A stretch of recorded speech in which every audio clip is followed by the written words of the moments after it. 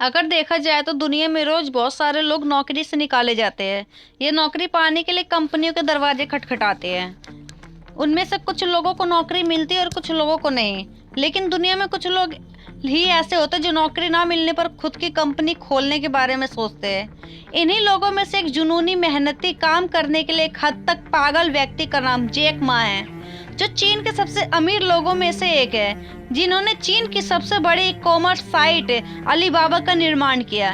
एक बार केएफसी में नौकरी के लिए जब केएफसी पहली बार जैक मा का शहर में आया तो इस नौकरी के लिए 24 लोगों ने आवेदन किया, जिसमें से 23 लोगों को चयन हो गया, लेकिन एकमात्र जैक मा का चयन नहीं हुआ। आप इसी बात से अंदाजा लगा सकते हैं कि उन्होंने अपने जीवन में कितनी ठोकरें खाई है। आइए जानते हैं जैक मा की कहानी। जैक मा का जन्म 10 सितंबर 1964 को चीन के जेजियांग प्रांत के हनहाजू गांव में हुआ था।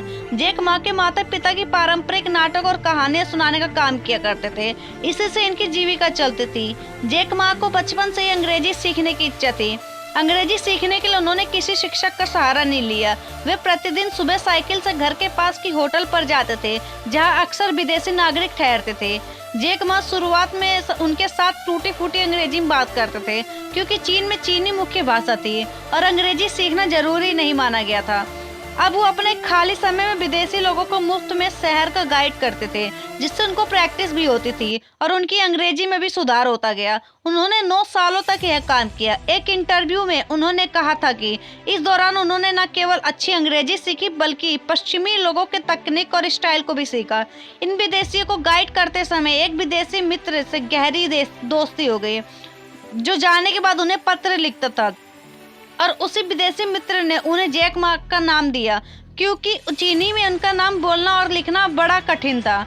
तब से उनको जैक के नाम से ही जाना जाता था। हालांकि जैक मा की पढ़ाई में बिल्कुल अच्छे नहीं थे। वो 5वीं कक्षा में ही 2 बार फेल हो गए थे और 8वीं कक्षा में भी वो 3 बार फेल हो गए थे। बाद में बड़े होने पर उन्होंने विश्वविद्यालय प्रवेश परीक्षा दी तो 3 बार इस परीक्षा में भी फेल हो गए। प्रसिद्ध हार्वर्ड यूनिवर्सिटी में उन्होंने 10 बार रिजेक्ट किया गया।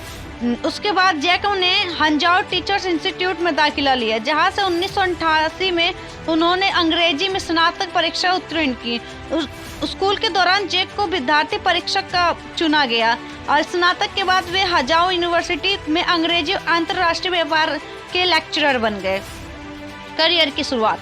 जैक मा ने करियर की शुरुआत काफी कठिन और चुनौतीपूर्ण रहा। जैक मा ने 30 अलग अलग जगहों पर नौकरी के लिए आवेदन किए, लेकिन हर बार उन्हें निराशा ही हाथ लगी।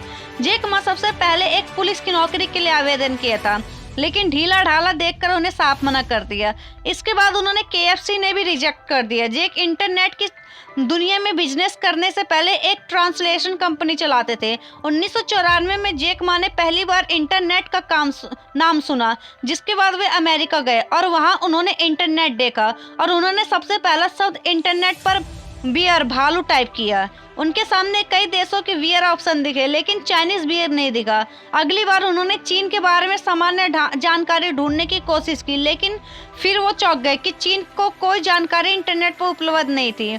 उन्होंने देश की जानकारी इंटरनेट पर न होने से जैक को काफी दुख हुआ, क्योंकि इससे उन्हें लग गया था कि चीन तकनीकी क्षेत्र में अन्य देशों से काफी पीछे है। इसी वजह से उन्होंने अपने दोस्तों के साथ मिलकर चीन की जानकारी देने वाली पहली वेबसाइट अगली बनाई।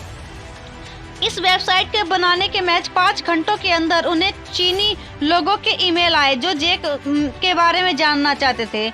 तब जैक मा को एहसास हो कि इंटरनेट से बहुत कुछ किया जा सकता। 1995 में जैक मा, उनकी पत्नी और दोस्तों ने मिलकर $20,000 इकट्ठे किए और एक कंपनी की शुरुआत की।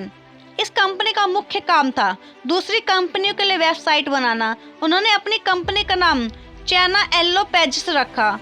इस कंपनी को शुरू करने के लिए जैक ने अपनी बहन से पैसे उधार लिए थे, लेकिन यह कंपनी फेल हो गई। इसके बाद उन्होंने चीन की कॉमर्स मिनिस्ट्री में काम किया, जिसमें वे अध्यक्ष पद में थे। कुछ दिनों के बाद नौकरी छोड़ दी, जिसके बाद वे अपने घर हैंगजू चले गए और जहां उन्होंने अपने 17 दोस्तों के साथ मिलकर अलीबाबा की शुरुआत की। अलीबाबा कंपनी की सफलता का अंदाजा इसी बात से लगाया जा सकता है कि इस कंपनी ने अपना आईपीओ $68 पर पेश किया था और मार्केट खत्म होने पर इसकी कीमत 5,711 रुपये हो गई थी।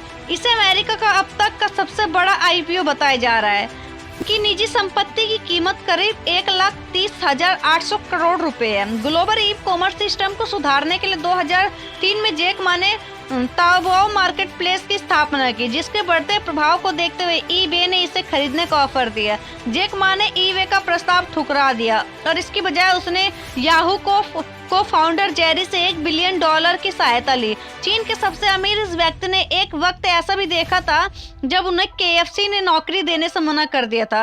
अभी भी हकीकत यह है कि अलीबाबा कॉम के नाम से मशहूर यह कंपनी दुनिया भर के 1990 कंपनियों से जुड़ी हुई है।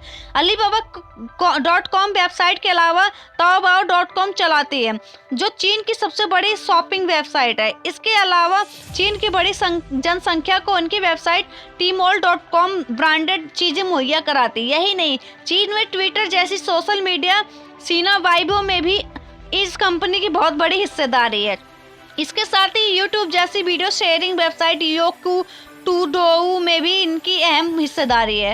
ये कंपनी मार्केटिंग, क्लाउड कंप्यूटिंग और लॉजिस्टिक्स सेवाएं देती है। अलीबाबा कंपनी के शुरुआत दिनों में सिर्फ 18 लोग काम करते थे और अभी करीब 22,000 लोग काम करते हैं। इनकी शादी जैक मा ने जेंग यिंग से शादी की थी और उनके एक पुत्र एवं पुत्री थी। जैक अपनी पत्नी से पहली बार तब मिले जब वो हैंगजोउ नॉर्मल यूनिवर्सिटी में पढ़ रहे थे। स्नातक होने के बाद तुरंत 1980 के दशक में दोनों ने शादी कर ली और दोनों ने ही अध्यापक का काम शुरू कर दिया था। जैक के बारे में उनकी पत्नी जेंग यिंग का मानना है, जैक हैंडसम नहीं है, लेकिन मुझे उनसे इसलिए प्यार हो गया था क्योंकि वे ऐसे कई काम कर सकते थे जो हैंडसम पुरुष भी नहीं कर सकता। तो दोस्तों, नॉलेज वाली वीडियो कैसे लगी? अच्छी लगी तो चैनल को सब्सक्राइब, लाइक, शेयर करना, बेल आइकन पे क्लिक कर देना, जिससे आने वाली सारी वीडियो आपको सबसे पहले मिल सके। तो ऐसी मोटिवेशन वीडियो जानने के लिए हमारे चैनल पे बने रहना। तो मिलते हैं नेक्स्ट वीडियो में। Bye bye friends.